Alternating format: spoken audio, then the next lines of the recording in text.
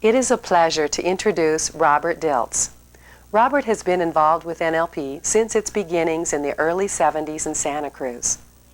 We have known Robert as a friend, teacher, and colleague since our beginnings in the field and have always appreciated him for his intelligence, his creativity, and his integrity. On this videotape, Robert demonstrates the Walt Disney creativity strategy. For many people, the biggest obstacle to creative, original thinking is criticism. Yet a new idea must meet the test of criticism if it is to be useful in the real world. Robert Dilts modeled the strategy of Walt Disney to find out how this creative genius dealt with criticism. He found that Disney sequenced his creative process into 3 stages: dreamer, realist, and critic, and carefully sorted these 3 functions in different rooms. In Robert's demonstration on this tape, you will see how this combination of sequencing and spatial sorting fosters creative thinking. This videotape was made at the end of an NLP Comprehensive Practitioner training in early 1992. I'd like to have you take a dream that you want to do, that you want to move towards, or that you have in relationship to NLP. In other words, what I'd like to have you do with this exercise is to take something that relates to the whole reason you got into this, this program to begin with. My guess is that you all have a dream that NLP somehow fits into that dream. And maybe you even took this course because you said, this will help me with this dream that I have. So that's what I'd like to have you work with. This was a very, very powerful form of future pacing, in a way. And so the goal would be, think of something, and it doesn't matter, it could be a long-term thing, it could be a short-term thing, but it's some dream that you have of what you might be able to do with the NLP that you've learned in this training. Again, it doesn't have to be a big dream, it can be a little dream. And it doesn't have to be a little dream, it could be a big dream. It doesn't matter. There's no such thing as false hope. All hope is real hope. All dreams are dreams. And part of what we're going to do is to start finding some ways in which we might begin to embody that dream, to bring that dream and manifest it in some sort of concrete way. I've seen some people kind of nodding along that they looked like they had a dream. Peter, do you want to, are you be interested in doing this for us? Okay, come on. But we're going to make 3 spaces. And one is going to be a space for the dreamer, and one is going to be a space for the realist, and another is going to be a space from the critic. But as Disney said, it's important to get far enough away. Therefore, you don't want the critic to be right here, which is the problem most people have. You don't get far enough away. The critic's breathing down your back, or right in your face. And the whole key to having a constructive critic is that that dude is way over here.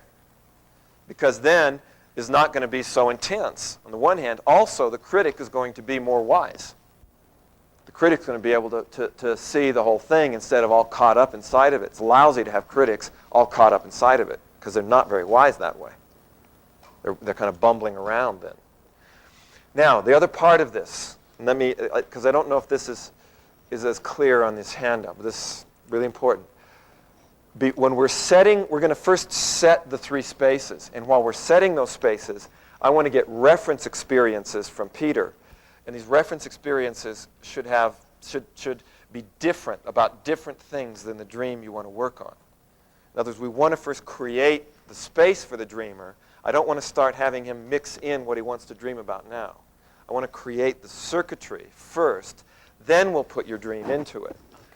So, however you need to do that, if you need to take this dream that you have and put it on the chair over here for now, we can do that, right? It's there. Right, so that's the dream that you're going to be working with. But to do the first part, I want to do it without reference to that specific dream. So the first step is going to be to make a space for your dreamer. And what we want to do is to find a reference experience, Peter, when it's for some other thing, where in the past you have been able to dream about something. Oh, just to... Yeah. Of what it's like again, we don't really care about the content. Content isn't important. Content just serves as an anchor to help you get into the state of dreaming. Okay? Okay. So when you're there, really find a space like right there, step into it and anchor it. Is it okay that the dream's there too? Yeah. The content can be there, Okay. but the focus is not on the content. The focus is on the process of dreaming. All right. Yeah. Doesn't matter. And by the way, you'll notice me as the guide. This is something I'm going to be totally attentive to, because this is going to be my calibration. I'm noticing the way he's moving. I'm noticing the way he's standing. Of course, you notice where his eyes are. That's very, very appropriate for dreaming. Notice his breathing. Yeah. And it's like, notice the submodalities. Generally, dreams they unfold. They might be holographic. They might be wide. Yeah, good. And now we're going to leave that space. And let me address the question. Was it Lisa? Did you bring up? It does not have to be a dream that you accomplished. That doesn't matter. It's just dreaming. Actually, it was not one. It was just a dream. Yeah. So, because I don't care about accomplishment. Dreamers don't care about accomplishment. There's no false hope. It's just hope. That's the whole reason we have two others here, to support this dreamer. It's not the dreamer's job to be a realist or a critic. And if you try to do it, you're just going to screw it up. You're going to confuse it, convolute it, and diminish it. This is dreaming. Okay. Now what we want to do for the realist, and actually in doing this a lot, realist is actually not, usually people confuse realist with critic. I have a lot of people go, well, I'm being realistic about it. It's a stupid idea, That's not realist in the term we mean here. In fact, realist is a little bit of a problem because it's almost too nominalized. This is more of the realizer. Okay? The realist doesn't evaluate the ideas. The realist only has one question in mind, and that is, as if. If that was possible, how specifically would I do it? The realist isn't going, I think it's a stupid idea, or it's not doable. The realist doesn't even think if it's doable or not. The realist just goes, how? If it was possible, what would I do? So the realist is a real as-if frame. It's not looking at it realistically, it's not going to happen. Because that isn't a realist. That, to me, is already starting to be a critic. Because you're judging it. So the state that's really important here is a state where you're making something happen. And remember, Disney's going, I'm going into the feeling of it. If I had this dream and I just start putting myself into the dream, I start going to second position with this dream and the people in the dream. And if it's a dream that involves others, you need to do that. So this is where you're going for it. Remember, Disney, you're leaning forward. You're going towards. It's as if it was possible. What would I do? And you're chunking down. So you're not going, you're going, what's the first step? What would be a second step? What would be a third step? Can I make 3 big chunks out of it? What would those chunks be? Da-da-da-da. So the realist is only, it's like I say, it's the realizer. In some language, they actually have words like that. In English, it's a little awkward. But like in German, they actually have a word for the realisator, which is the person who is in the process of realizing something. So here, Peter, it would be sometime, and it could be completely unrelated to this experience or that one. It doesn't matter. See, at this point, we want to get a strong reference for that state. So this is a time when you were making something happen. And so in terms of your question, Lisa, this realist could be about something completely different. But what's important is that this was something that you did realize. You were able to make happen. And it doesn't have to have been your own dream. It could have been somebody else's. I mean, you might be a real good realizer for somebody else's experience. A lot of leaders or therapists or people like that.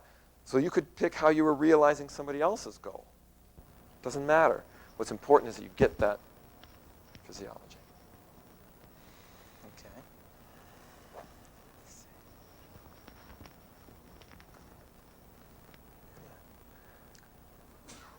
Yeah. So this is really how am I going As to... if and right. going. Yeah. Look at that. See that physiology? That's what you want. I mean, that's the kind of stuff that realists do. This first chunk, and there's a next step beyond that. Action-oriented.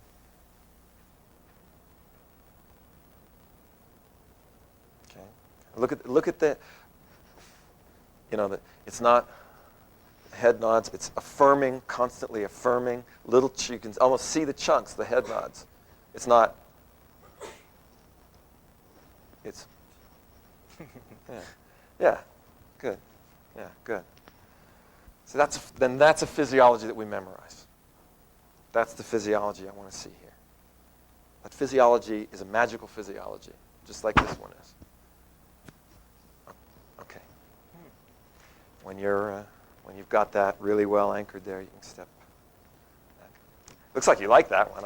Actually, it's a doing thing. It's a real doing thing. Yeah. Yeah, good. Okay. So the realist is about doing, about embodying, about realizing, and use a lot of those gestures. That notice the eyes are forward, they're not up, they're forward, the body's in, you get this constant affirming. It's an affirming kind of a space.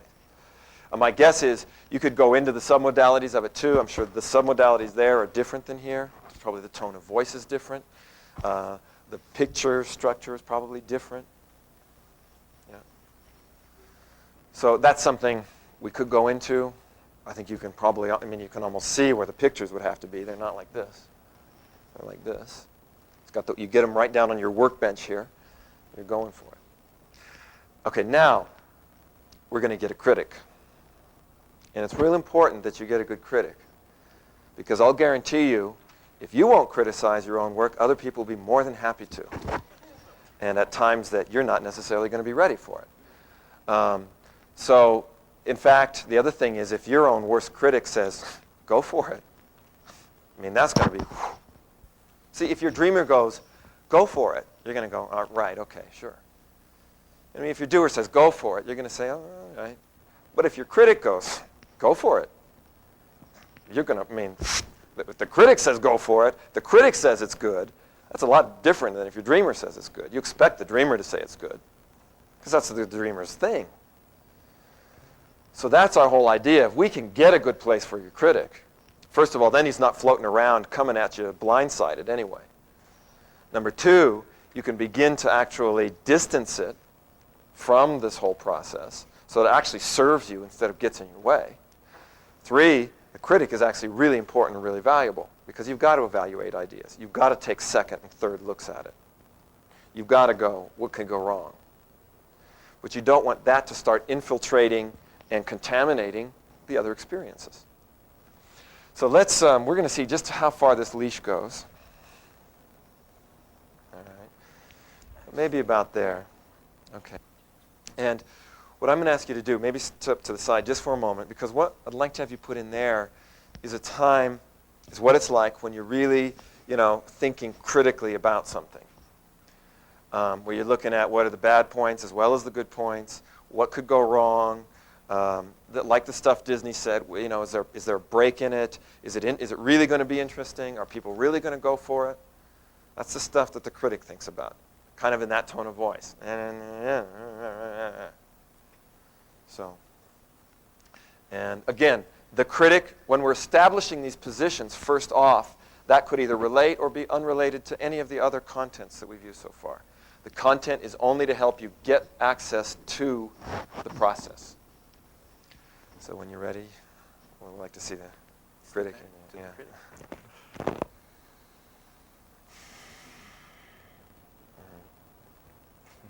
Go ahead.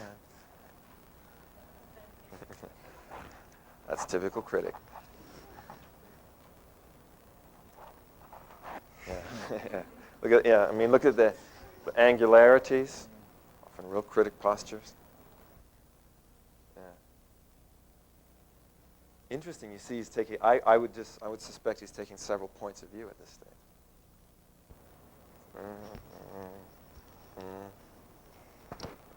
And look at all those real interesting accessing cues. Yeah. Critics don't tend to get excited about too much,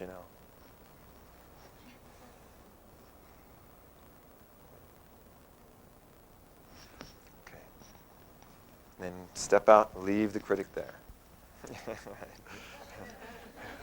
Right. That's strong. Yeah. You acknowledge the critic, you Yeah. honor the critic. The critic has his place, but that's where he stays. Now we're ready to take our dream, and what we're going to do, come back here for a moment.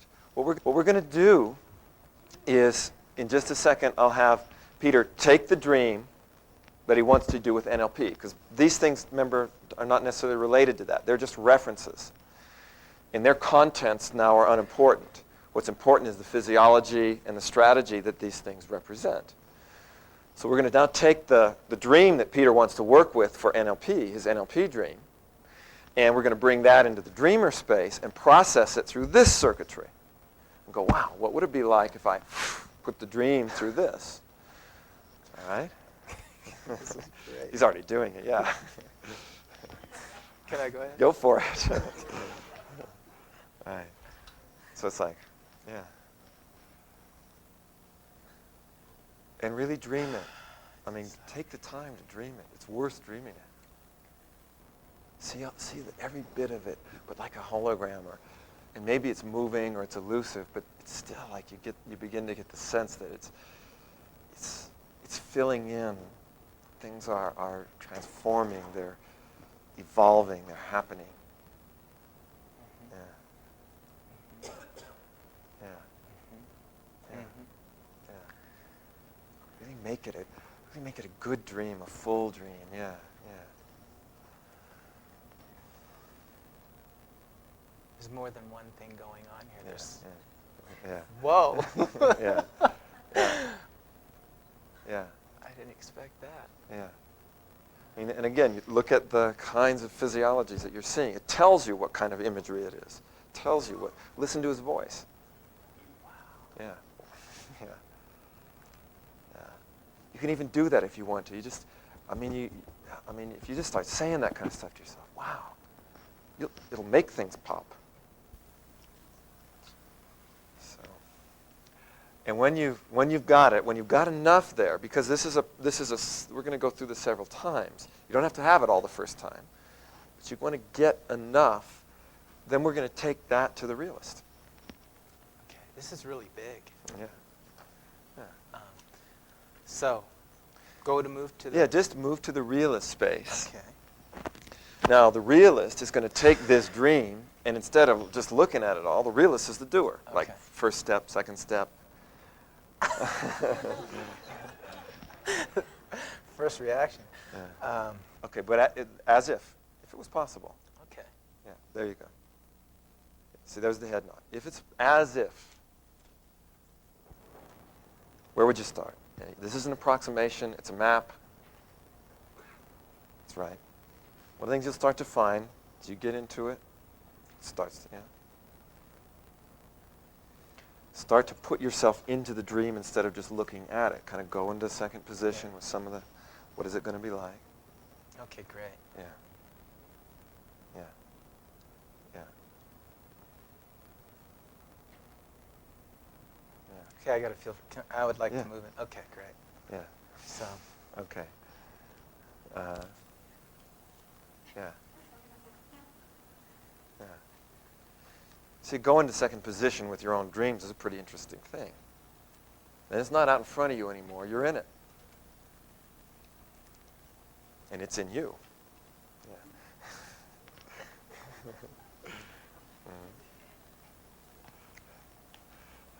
Just like Walt. I can see him here. He'd be proud. Yeah.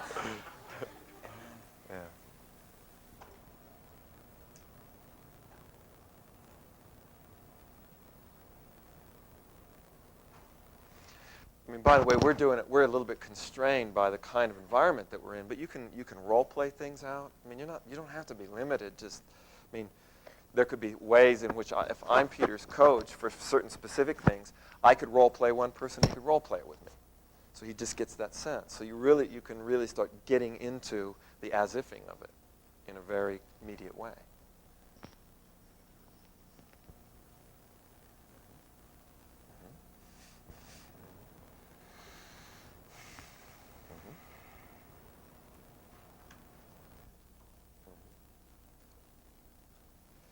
And by the way, to me, as he's doing, I mean, these physiologies are important because it's like you're anchoring also the dream to each of these physiologies. And you begin, you know how you start to hear the tone of something? You begin to get the feel of something, the general feel of it. Once you got the feel of it, then it's like you can keep going with it. Yeah. Yeah. Yeah. That's nice. Yeah. It's bigger. Yeah. Living it more. Okay. Then, when he's got some of that, again, we can even, I mean, you could keep doing this, but when you got some of it, let's now take it, leave the plan here, the approximation, remove yourself, and this is important, remove yourself. What's left there now is the plan. You know, when Disney's animators made the film, and then the critic looked at it, the critics weren't looking at the animators as well as the film. They only looked at the film. Because the biggest thing that happens, the biggest problem with critics is not that they're critical, it's that they start criticizing the dreamer or the realist, not the dream or not the plan. And in fact, I don't even want the realist or the critic to criticize the dream. It's too vague for critics. I mean, I wouldn't want to debase the critic by having to criticize something that's ill-formed. I only want the critic to criticize the plan, not the dream. Critics don't do good with dreams. They just become paranoid around dreams. You know, what they're really good at, what really gets them copying is specifics. They're small chunk mismatchers. You know, what's going to go on? So, el crítico. There's this plan there. I want you to think about that.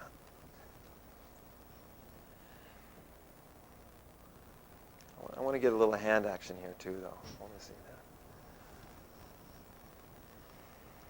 that. That's, yeah. Yeah. So you just saw a little. That's important. Mark that. Yeah.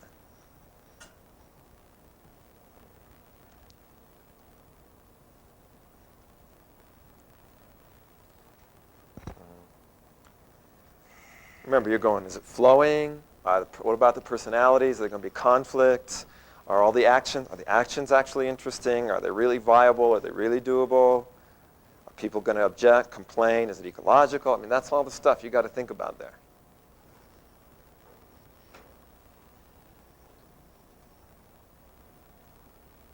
Do you have the resources? Can you get them?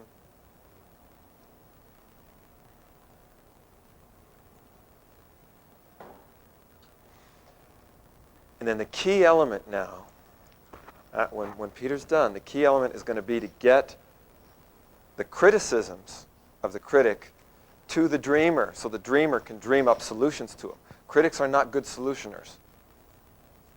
They're good at finding problems. They're not good at correcting problems. Dreamers go, thank you, thank you, thank you. I was getting bored over here. You know, now I got something to dream about. The whole thing is I've got to get the information without the state. The big hook for people is they think in order to get what the critic has thought over to here, they have to take the critic here. You do not have to. You don't? No. Okay. All you need to do is to get the words, or you can, remember that's why you draw things out on a picture. All you need to do is to get the information over here, not the state. Okay. If I bring the state, I've contaminated this. I've just messed it all up. So I have a state. yeah. And there are a lot of questions. Okay. What can we do here? Right. Great. So what we want to do is to get those questions. The what can we do here is over there. So one of the things I might ask you to do, Peter, is as you're coming over, you know, there's a kind of a meta position that we have. Hear the questions and only take the questions into the dreamer state. So in other words, here, you've left the critic is far enough away that as we walk here, you can kind of leave the state behind, but carry the questions. Yeah. Just a little shake it off, you know? Yeah. Shake off that body. Yeah. Okay. Now, these are questions. I mean, there's nothing that excites a dreamer like questions. Okay, so to go ahead and be animated? Yeah. Okay. These are questions. Yeah. Yeah. Even has places, I mean, you almost see, sorts the questions into different places. Yeah. Okay. Realist. So now the dreamers dreamed, put questions into the dream, filled them in. Okay, now you're just going to put those in the plan. The same Yeah, questions. same plan. If they might change it a little bit, you might chunk it a little differently. But it's as if I'm going to find the way to now implement the answers to those questions.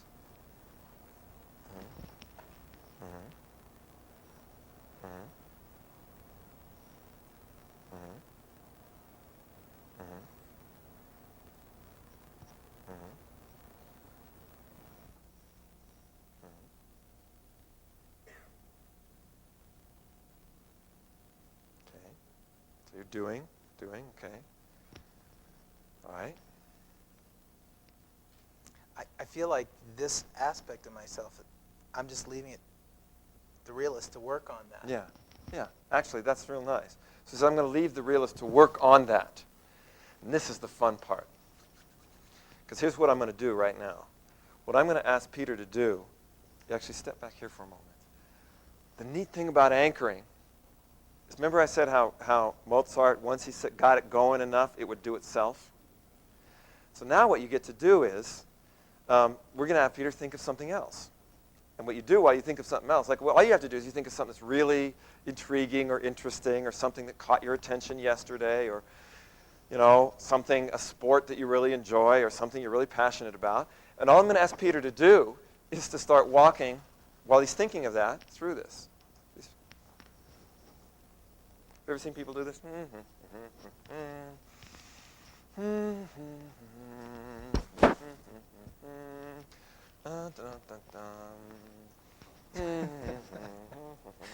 Okay. You ever found yourself doing that? Well, so he doesn't have to think about this. What we're going to do is I'm going to actually have Peter think of something else, and we'll check back in on this later. All I'm going to ask him to do is to think about something else that's stimulating and interesting to you. Got one. Okay?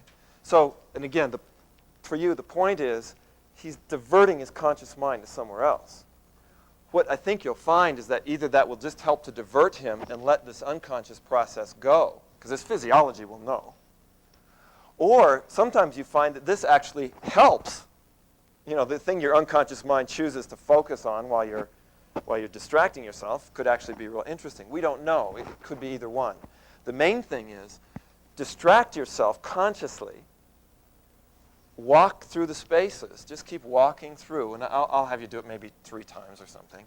Then you come back and you go, oh, let me check in on this problem. Oh, whoa.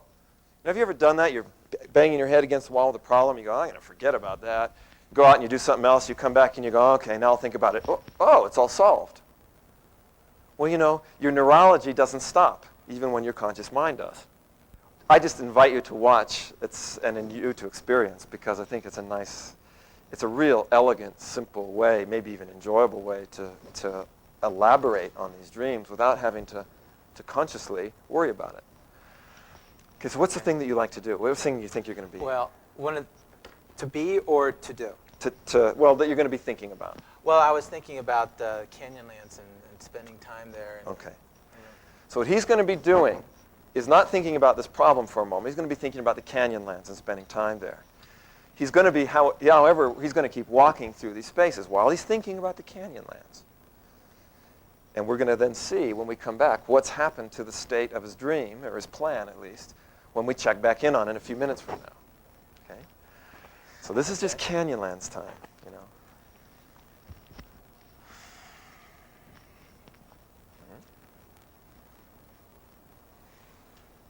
Think of what you really enjoy about it, the colors.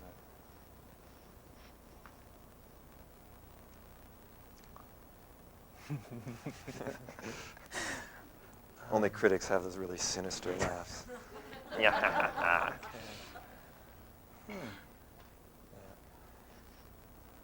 Wow. Okay. Let me go back here. And as you do it, Peter, if you want to spend a little more time in one place, you can. I mean, you're just the only task you have is to walk these places. It's all starting to come together. Wow, that's neat. Got something else. Let's just throw something else up there. Okay. Great. Okay. Right. Problem solving can be fun.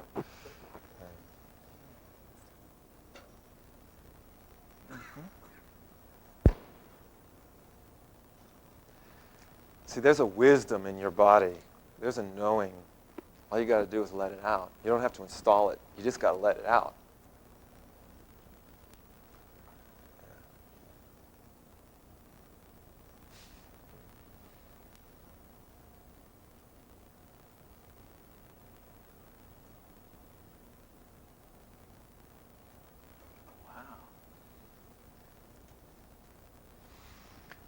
Okay, we'll take one more round, and then we'll check back in on the actual plan. Okay, great. I'll Right. do one more thing here. See, now he doesn't need me anymore.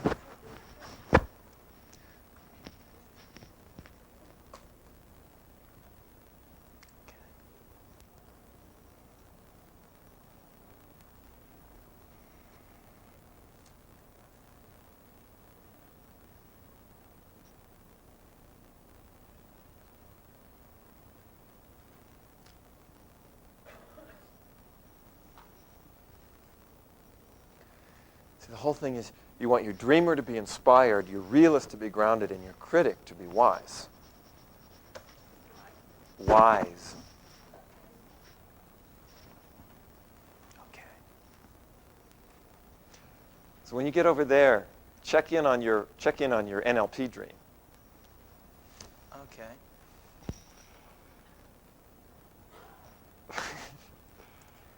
I'm looking for some criticism, but it doesn't have any. It's up to you. So I have a question. What do critics do if they don't have any more criticisms? I'm just getting like a little pat on. Yeah. Then you go and you pat them on the back, and you're there going, good job. Go for it. He was patting me. Yeah. Yeah.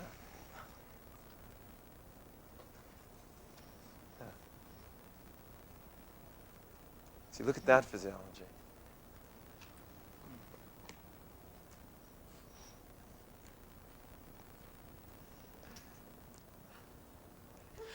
Whoa.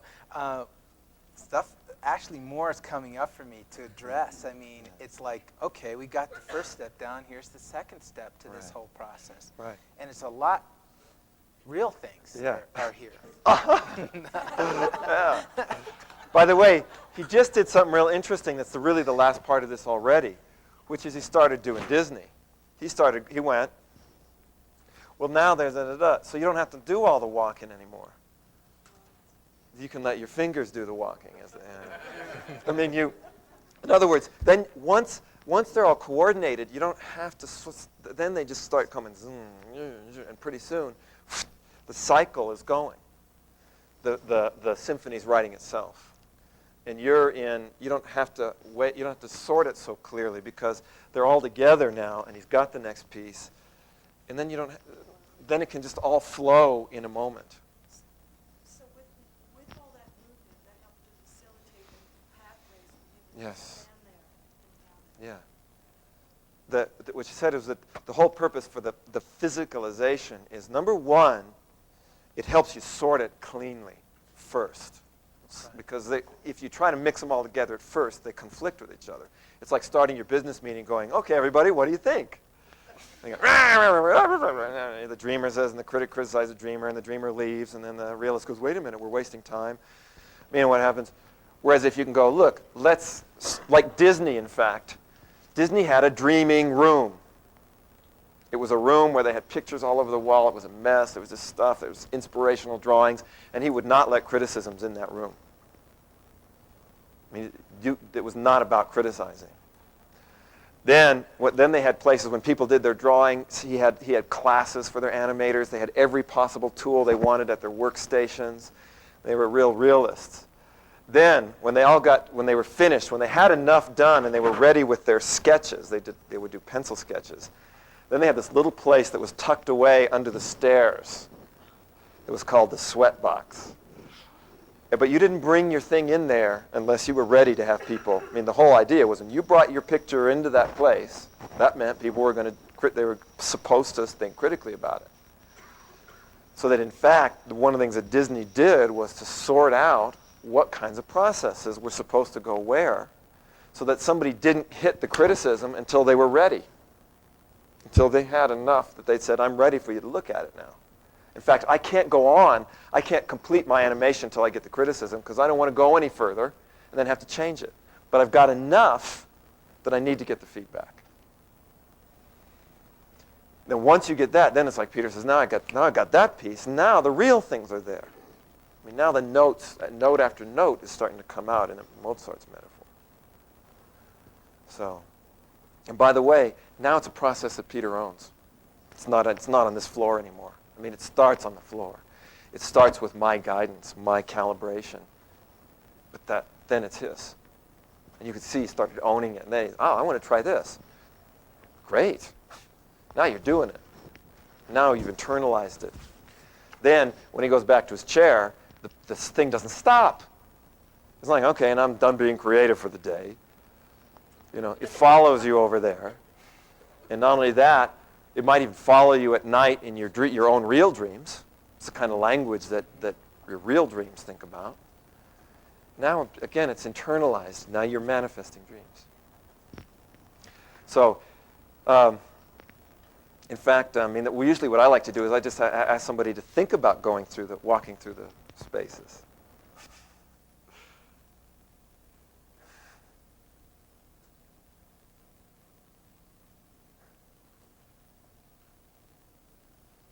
I mean, so you see, he doesn't have to walk there anymore. You just think about going through the paces. You see the physiology's there. It's yours. Thank you. When you wish upon a star, makes no difference who you are. Thank you. Thank you. So Peter, it's been about 4 months, I think, since the session that Robert Dilts did with you at the end of our practitioner training last year. Mm-hmm. And I'm interested to know as you look back on that now, what you remember about the session and what your experience is afterwards, what you've noticed, Okay. anything like that. What I remember about the session was it was fun, Uh-huh. and I enjoyed that. I think the most important thing I got out of the session with Robert Dilts was the clarity in relationship to the outcomes that I was working on at the time. Mm-hmm. One of the things I really enjoyed about it was the way the Disney strategy is organized. Mm-hmm. You have a dreamer state, and then you have this reality state, and then you have the critic state. For me, inside somehow, I had everything.